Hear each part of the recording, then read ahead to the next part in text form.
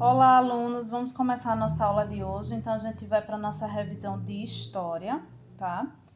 E aí, a gente vai tratar nessa revisão de história sobre a campanha abolicionista que está lá no nosso livro, na página 422 até a página 423, tá? Então, como versículo, a gente tem aqui, ó. Passando, pois, os mercadores midianitas tiraram e alcançaram a José da cova e venderam José por 20 moedas de prata aos ismaelitas, os quais levaram José ao Egito. Gênesis 37, 28. Então, aqui esse versículo mostra, né, quando José ele foi escravizado, ele tinha sido feito de escravo, tá? No Egito. Então, a gente vai tratar justamente disso, a libertação desses escravos aqui no Brasil.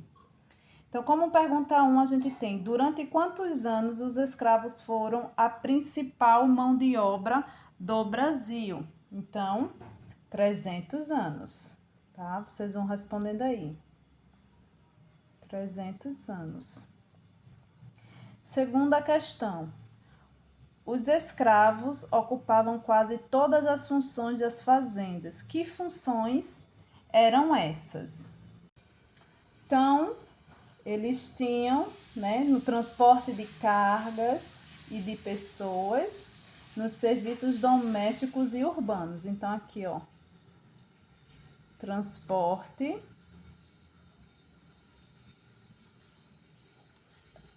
para abreviar, eu vou colocar transporte, tá? Transporte, serviços domésticos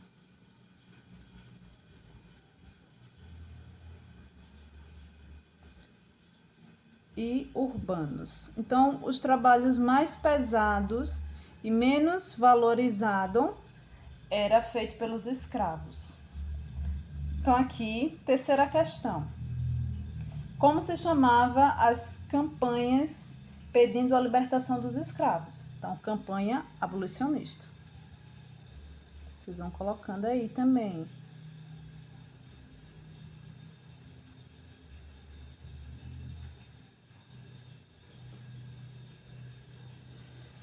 Quarta questão.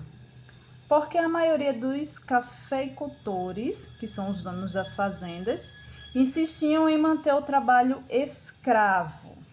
Então, para eles, né, perder escravos significava perder dinheiro, né? Então, só para a gente relembrar que eles não pagavam impostos, né, trabalhistas, eles nem pagavam até o próprio trabalho dos escravos. Então, para eles, era uma perda simbólica, né, de dinheiro, porque aí ia ter que passar a pagar pessoas para seu trabalho. Então, a gente coloca aí, ó. Perder escravos significava perder dinheiro.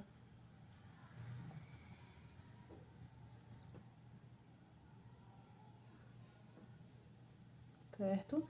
Então, aí, só para relembrar, tá? Que aí eles iam perder, iam ter que pagar, pois iriam pagar os trabalhadores.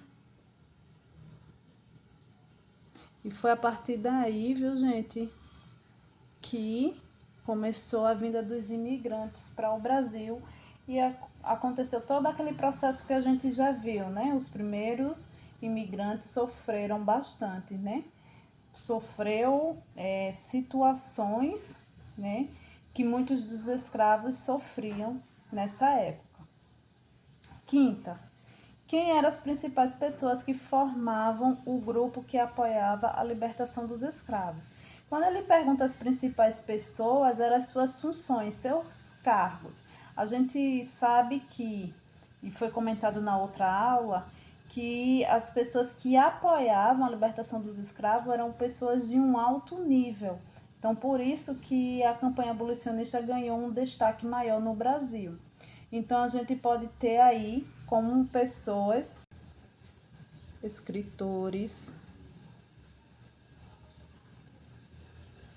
A gente teve, além dos escritores, a gente teve também a parte militar.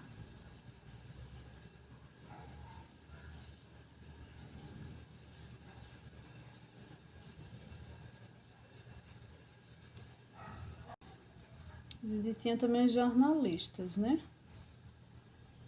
Jornalistas. Tá? Então, a parte militar do exército aqui, tá bom? Esqueci de completar. Sexta, responda. O que dizia a lei Eusébio de Queiroz? Então, gente, a gente sabe que antes de chegar à libertação dos escravos, tiveram algumas leis, né, antecipando isso. Então, a gente teve a lei Eusébio de Queiroz, né? Essa lei fazia o quê? Proibia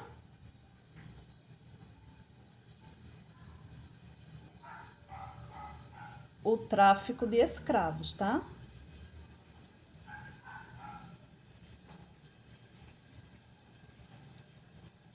Então, os escravos estavam proibidos de vir dos seus países de origem, né, para cá.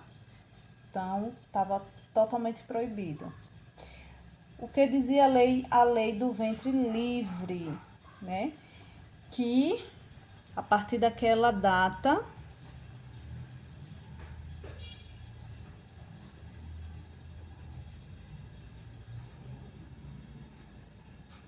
a partir dessa data, os filhos dos escravos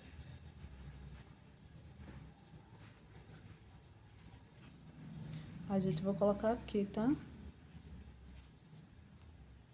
Estavam libertos.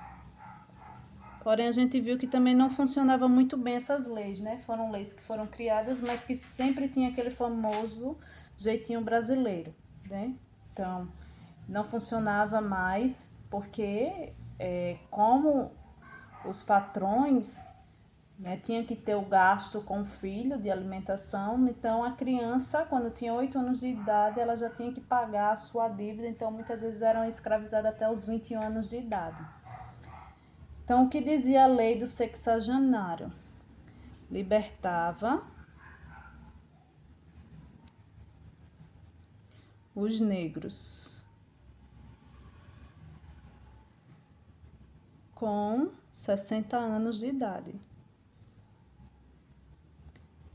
Então, a gente viu também que essa lei não foi bem executada, porque os negros não chegavam nem a essa idade de tantos castigos que eles sofriam, tá? Então, muitos deles, a grande maioria, já estava morto ao completar essa idade.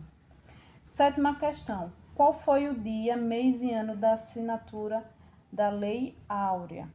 Então, 13 de maio de 1888. E quem foi que assinou essa Lei Áurea? Princesa Isabel. Princesa Isabel. Tá bom? Bom, meus amores, esse daí é o resumo, a revisão da gente. Vocês respondem e fazem a correção no caderno de vocês, tá bom? Qualquer dúvida, me procurem. Beijos.